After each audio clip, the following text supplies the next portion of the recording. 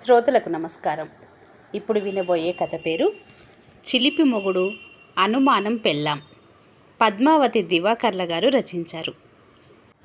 చిన్ని కృష్ణ భార్య అనంతలక్ష్మికి తన భర్త పైన అనంతమైన అనుమానం. పేరుకి చిన్ని కృష్ణ అయిన మనిషి మాత్రం చిలిపి కృష్ణుడని మా చెడ్డ అనుమానం ఆమెకి.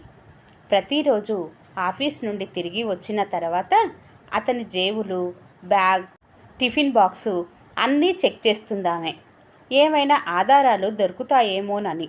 అలాగే ఆ రోజు కూడా ఏమైనా ఆధారాలు దొరుకుతాయేమోనని జేబులో చెయ్యి పెడితే ఆమె వెతకబోయే ఆధారాలకు బదులు చేతులకి చిరిగిపోయిన జేబు దారాలు మాత్రం తగిలాయి.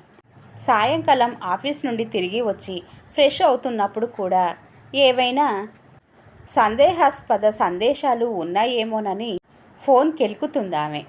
అలాగే ఆ సాయంకాలం చిన్ని కృష్ణ ఆఫీస్ నుండి వచ్చి బాత్రూంలో ఫ్రెష్ అవుతుండగా అతని వస్తువులన్నీ తనిఖీ పూర్తి చేసుకొని చేతిలోకి ఫోన్ తీసుకుందామె.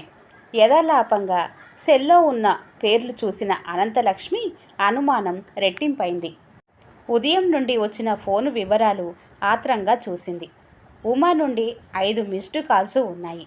అలాగే ఇంకొంతమంది నుండి కాల్స్ చూసిన ఆమె అనుమానం మరింత ధృవపడింది. చిన్ని కృష్ణ ఫోన్ చేసిన వాళ్ళల్లో రమ, రాధ, గిరిజ, భవానీ కూడా ఉన్నారు. అసలే అనుమానం మనిషైన అనంతలక్ష్మి కోపంతో ఊగిపోయింది.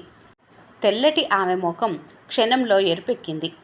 చిన్ని కృష్ణ బాత్రూం నుండి రాని, అతని పని పడతాను అని ఆవేశంగా అనుకుంది. బాత్రూం నుండి వచ్చిన చిన్ని కృష్ణ భార్య బట్టలు అందిస్తుందని ఎదురు చూస్తున్న వాడల్లా వంటింట్లోంచి వచ్చే శబ్దాలు విని ముందు కంగారు పడ్డాడు. భూకంపం వచ్చిందేమోనని ముందు కంగారు పడ్డాడు. కానీ అది భార్య ప్రతాపమేనని అనుభవపూర్వకంగా తెలుసుకున్నాడు. ఎందుకో అనంతలక్ష్మి అలిగి ఉంటుందిలే అనుకొని తనే బట్టలు వేసుకొని సోఫాలో కూర్చున్నాడు. కాఫీ అని కేక వేయబోయి ఆగిపోయాడు. అసలే అలకమూడులో కోపంగా ఉంది అనంతలక్ష్మి. వేడివేడి కాఫీ తెచ్చి మొహం మీద పోసినా పోయవచ్చు. మౌనమే ఉత్తమమైన మందు అనుకొని మాట్లాడకుండా కూర్చున్నాడు. అనంతలక్ష్మి హాల్లోకి రానే వచ్చింది. చేతిలోని కాఫీ కప్పుని దబ్మని శబ్దం చేస్తూ టీపై పెట్టి ఏదో మాట్లాడాలని నోరు తెరిచేసరికి అక్కడే ఉన్న సెల్ మోగింది. పేరు చూశాడు. ఉమా నుంచి వచ్చిందా ఫోన్. వెంటనే ఎత్తాడు. ఎంతసేపటి నుండో ఫోన్ చేస్తుంటే తీయవేం అడిగింది అవతలి వైపు కంఠం చిరాగ్గా. సారీ ఉమా, నేను బైక్ నడుపుతూ ఉండటం వల్ల ఫోన్ ఎత్తలేదు. అయితే ఉమా, ఎప్పుడు వస్తున్నావు మన ప్రోగ్రాంకి అడిగాడు చిన్ని కృష్ణ. నేను వచ్చే శనివారం కోనార్కులో బయలుదేరుతున్నానని చెప్పడానికే ఫోన్ చేశాను. ఆదివారం అక్కడికి చేరుకున్నాక మళ్ళీ ఫోన్ చేస్తాను. నువ్వు ముందు అనుకున్నట్లుగా హోటల్ మోతీలో మంచి డిలక్స్ రూమ్ బుక్ చెయ్యు. ఆదివారం నన్ను స్టేషన్లో పికప్ చేసుకోవడానికి రావాలి సుమా, మర్చిపోవద్దు. మిగతా వాళ్ళ ధ్యానంలో పడి నన్ను మర్చిపోవద్దు సుమా. అలాగే ఉమా, నిన్నెక్కడ మర్చిపోతాను? నిన్ను మర్చిపోతే నువ్వు నన్ను బ్రతకనిస్తావా? చాలా రోజులైంది నిన్ను కలిసి. ఎప్పుడెప్పుడు వస్తావా అని కళ్ళు కాయలు కాచేలా ఎదురు చూస్తున్నాను అన్నాడు చిన్ని కృష్ణ చిరునవ్వు నవ్వుతూ. చిన్ని కృష్ణ చిరునవ్వు చూసిన అనంతలక్ష్మికి తన ఒంటిపై కారం పూసిన భావన కలిగింది. మనసులోనే కుతకుత ఉడికిపోయింది. ఇలాంటి వాడికిచ్చి తన పెళ్లి చేసినందుకు తల్లిదండ్రుల మీద కోపం వచ్చింది. ఆనక చాలా మంచి సంబంధమని, చిన్ని కృష్ణ చాలా మంచివాడని, ఉత్తముడని చెప్పి పెళ్లి సంబంధం తెచ్చిన పేరయ్య పంతుల్ని కసితీరా తిట్టుకుంది. అక్కడే ఆ పేరయ్య ఉండి ఉంటే ఆమె చూపులకి నిలువున భస్మమైపోయి ఉండేవాడు.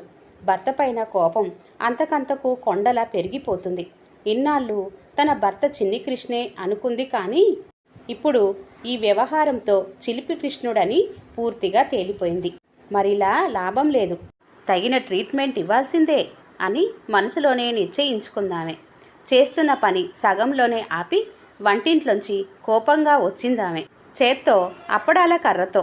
అనంతలక్ష్మి భర్తతో ఏదో అనబోయేంతలోనే మళ్ళీ సెల్ మోగటం, చిన్ని కృష్ణ ఫోన్ ఎత్తి మాట్లాడటం జరిగింది. లావల ఎగిసి పడుతున్న కోపాన్ని బలవంతాన దిగమింగుకొని మళ్ళీ వంటింట్లోకి వెళ్ళిందామె. అయితే ఆమె చెవులు మాత్రం ఫోన్లో భర్త మాట్లాడే మాటల్ని ఒక పక్క గ్రహిస్తూనే ఉన్నాయి. హలో రమా, ఇప్పుడే నేను నీకు ఫోన్ చెయ్యాలని అనుకునేలోగా నువ్వే చేశావు. మన కార్యక్రమం పక్కా అయింది. ఈ విషయం మిగతా అందరికీ కూడా చెప్పు అన్నాడు చిన్ని కృష్ణ.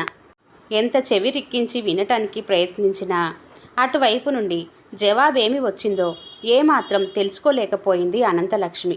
కానీ మొత్తానికి తనకి తెలియకుండా ఏదో జరుగుతుందని మాత్రం నిర్ధారణకి వచ్చిందామె. చిన్ని కృష్ణ మీద పట్టరాని కోపం ముంచుకొచ్చింది. తనని డార్లింగ్ డార్లింగ్ అంటూనే తన వెనుక ఇంత భాగోతం నడిపిస్తున్నాడన్నమాట. ముందు ఉమతో మాట్లాడాడు, ఇప్పుడేమో రమ.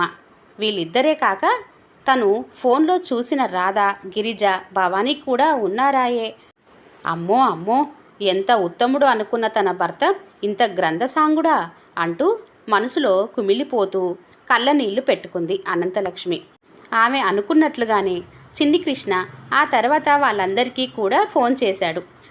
అందులో ఇద్దరితో ఒడియా భాషలోనూ ఇంకొకరితో హిందీలోనూ మాట్లాడటం వల్ల చిన్ని కృష్ణ వాళ్ళతో ఏం మాట్లాడుతున్నాడో అర్థం అవ్వలేదు అనంతలక్ష్మికి. మంచి సంబంధమని, కట్నం లేదని, బుద్ధిమంతుడని చెప్పి దూరమని కూడా చూడకుండా ఒడిశాలో ఉద్యోగం చేస్తున్న చిన్ని కృష్ణకిచ్చి తన వివాహం చేసి గొంతు కోశారు. వాళ్ళతో ఏం మాట్లాడుతున్నాడో ఒక్క ముక్క అర్థమైతే ఒట్టు. 6 నెలలుగా ఎంత ప్రయత్నించినా ఒక్క ముక్క కూడా నేర్చుకోలేకపోయింది. ఇప్పటికే ఆయనకి 5 గర్ల్ ఫ్రెండ్స్ ఉన్నారు. ఈ 5 కాక ఇంకెంతమందితో పరిచయం ఉందో ఏమిటో అనంతలక్ష్మి మరి భరించలేకపోయింది. తన కోపం, ఆక్రోశం వంటింట్లో ఉన్న పాత్రలపై, గిన్నెలపైన చూపించసాగింది. చిన్ని కృష్ణ ఫోన్లోంచి బయటపడగానే, మీరింత బరి తెగిస్తారు అనుకోలేదు. మీలో ఇన్ని కలలు ఉన్నాయని నాకు తెలియదు అని ఆవేశంతో రెచ్చిపోతూనే కులాయి విప్పిందామె ముక్కు చీదుతూ. అనంతలక్ష్మి ఏ విషయం మాట్లాడుతుందో అర్థం కాక, ఏమైందిప్పుడు అని అడిగాడు. ఏమీ తెలియనట్లు మాట్లాడకండి. మీరేదో చాలా మంచివారని అనుకున్నాను కానీ ఇలాంటి వారని అనుకోలేదు. నా బతుకు నాశనం చేస్తారనుకోలేదు అందామె మళ్ళీ కులాయి విప్పుతూ. నేనేం చేశాను? నేనేం తప్పుడు పనులు చెయ్యలేదే చెప్పాడు చిన్ని కృష్ణ ఆమె మాట్లాడుతున్నదేమిటో అర్థం కాక. ఆహా, ఎంత అమాయకంగా మాట్లాడుతున్నారు. ఇలాంటి మాటలు వినే ఇప్పటి వరకు మోసపోయాను. ఇక ముందు నన్ను మోసం చెయ్యలేరు. మీ బండారం పూర్తిగా బయటపడింది. అనంతలక్ష్మి అంటున్నది ఏమిటో, బండారం ఏమిటో, బయటపడటం ఏమిటో ఏమీ అర్థం కాలేదు చిన్ని కృష్ణకి. బండారం ఏమిటి, బయటపడటం ఏమిటి అడిగాడు చిన్ని కృష్ణ విస్మయంగా. నాకు తెలియదనుకోకండి. మీరు ఉమా, రమలతో మాట్లాడలేదు. వాళ్ళే కాక ఇంకా 3, మొత్తం 5 నా ముందే మాట్లాడుతున్నారు. అందరినీ రమ్మని పిలిచారు కూడా.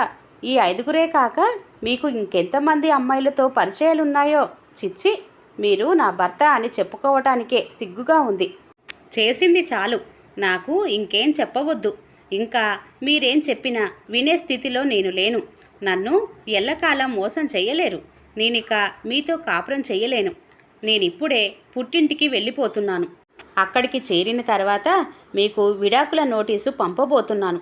దుఃఖాన్ని దిగమింగుకుంటూ చెప్పి తన బ్యాగు సర్దుకోసాగింది. అది చూసి చిన్ని కృష్ణ తెల్లబోయాడు. బట్టలు సర్దుకుంటున్న అనంతలక్ష్మి వద్దకు వెళ్ళి, ఒక్కసారి నా మాట విను అనంతం అని ఏదో చెప్పబోతున్నా వినిపించుకోకుండా, నాకు ఇంకేం మీరు చెప్పనక్కర్లేదు. నాకంతా తెలిసింది. ఇక మీ ముఖం నాకు చూపించకండి. నా నుంచి విడాకుల కోసమే ఎదురు చూడండి విసురుగా అని బ్యాగు సర్దుకొని వీధిలోకి వెళ్ళింది.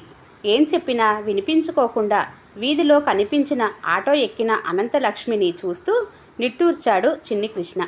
తన సంజయ్షి కూడా వినిపించుకోకుండా వెళ్ళిపోయిన భార్యని ఏమనాలో తెలియలేదు. అప్పటికి చాలాసార్లు ఫోన్ చేసినా కట్ చేసింది కానీ ఫోన్ ఎత్తలేదు అనంతలక్ష్మి. రాయబారం పంపినా ఏమాత్రం ఫలితం లేకపోయింది. భార్యకి ఎలా నచ్చ చెప్పాలో బోధపడలేదు. అసలు మాట్లాడడానికైనా ఆస్కారం ఇస్తే కదా ఆమె. ఇలా ఆలోచిస్తూ విచారంగా కూర్చున్న చిన్ని కృష్ణకి ఉమ నుండి అప్పుడే ఫోన్ రావడంతో అతని విచారమంతా దూది పింజలా ఎగిరిపోయింది. ఫోన్ ఎత్తి ఉత్సాహంగా మాట్లాడసాగాడు. భర్తపై విపరీతమైన కోపం వచ్చి పుట్టింటికి వచ్చిందే కానీ అనంతలక్ష్మి మనసులో లేదు. తను వచ్చిన తర్వాత చిన్ని కృష్ణ ఎన్ని చిలిపి వేషాలు వేసి తన కొంప ఎక్కడ ముంచుతాడో అన్న భయం ఓ పక్క మనసులో ఉండనే ఉంది. ఆదివారం నాడు ఎలాగైనా బయలుదేరి చిన్ని కృష్ణని రెడ్ హ్యాండెడ్గా పట్టుకొని నిలదీయాలని నిర్ణయించుకుందామే. ఆ రోజు ఉదయమే తమ్ముడు రాంబాబుని తోడు తీసుకొని బయలుదేరింది. హోటల్ మోతీలో రూమ్ సులభంగానే కనుక్కొన్నారు. ఇక చిన్ని కృష్ణ బండారం బయట పెట్టడానికి సిద్ధమైన అనంతలక్ష్మి తమ్ముడితో ఆ రూమ్ తలుపు కొట్టింది. తలుపు తీసిన చిన్ని కృష్ణ భార్యని చూసి అవాక్కయ్యాడు. విపరీతమైన ఆవేశంతో అతన్ని జాడించటానికి వచ్చిన అనంతలక్ష్మి లోపలికి చూసి అమితాశ్చర్యం చెందింది. కారణం ఆమె అనుమానించినట్లు అక్కడెవరూ ఆడవాళ్ళు లేరు. చిన్ని కృష్ణే ముందు తేరుకొని, రా అనంతం, వీళ్ళందరూ నా స్నేహితులు. ఇతను ఉమా, పూర్తి పేరు ఉమాపతి. ఇతను రమాపతి. మేం రమ అని పిలుస్తాం. వాళ్ళేమో రాధామోహన్, గిరిజా ప్రసాద్, భవానీ శంకర్. వీళ్ళందరూ నా క్లాస్మేట్స్. ఇక్కడ మా పూర్వ విద్యార్థుల సమావేశం ఉండటం వల్ల అందరూ వచ్చారు. నువ్వేమో పేర్లు చూసి అపార్థం చేసుకున్నావాయే. అప్పటికి నీకు చెప్దామన్నా ఫోన్ కట్ చేసేశావు. తన స్నేహితులని పరిచయం చేస్తూ అన్నాడు. వాస్తవం గ్రహించిన అనంతలక్ష్మి మరేమీ మాట్లాడలేకపోయింది. చిన్ని కృష్ణని అపార్థం చేసుకున్నందుకు సిగ్గుతో ఆమె తల వాలిపోయింది. ఇంటికి వెళ్ళు, ఓ గంటలో వీళ్ళని మన ఇంటికి తీసుకువస్తాను. వీలైతే టిఫిన్ ఏదైనా చేసి ఉంచు అన్న చిన్ని కృష్ణ మాటలకు అలాగేనని తలూపి వెనుదిరిగింది అనంతలక్ష్మి. ఈ కథ ఇంతటితో సమాప్తం. కథ కనుక నచ్చినట్లయితే లైక్ చేయండి, షేర్ చేయండి. అలాగే మరిన్ని మంచి వీడియోల కోసం ఛానల్ని సబ్స్క్రైబ్ చేసుకోండి. మరొక కథతో మళ్ళీ కలుద్దాం. అంతవరకు సెలవు. నమస్తే. ధన్యవాదములు.